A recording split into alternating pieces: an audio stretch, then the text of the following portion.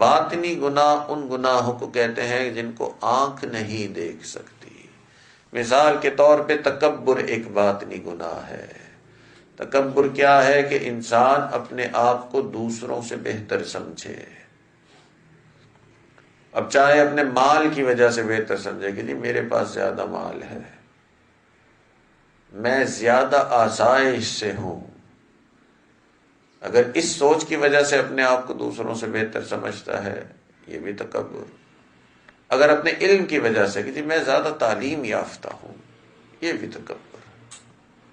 اگر اپنے حسب نسب کی وجہ سے کہ جی میں تو بڑی اچھی ذات والا ہوں، بڑی اچھی قوم ہے میری، اور یہ دوسرے جو ہیں یہ نیچ قوم ہے، اس طرح سوچنا یہ بھی تکبر۔ اور اگر انسان اپنی عبادت ہی کی وجہ سے کیوں نہ اپنے آپ کو بہتر سمجھے کہ جی میں تو ماشاءاللہ تہجد میں اٹھتا ہوں، یہ بیچارے تو نمازیں بھی صحیح طرح سے نہیں پڑھ پاتے، تو اپنے آپ کو اس لیے بڑا سمجھا کہ میں عبادت زیادہ کرتا ہوں، یہ بھی تکبر ہے۔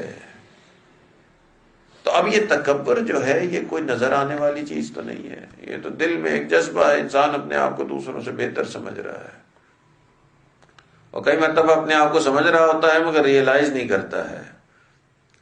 تو اپنے آپ کو دوسروں سے بہتر سمجھنا یہ تکبر، یہ باطنی گناہ ہے۔ اب یہ نظر آنے والی چیز نہیں ہے، دل کے اندر چھپا ہوا جذبہ ہے مگر گناہ بہت بڑا ہے۔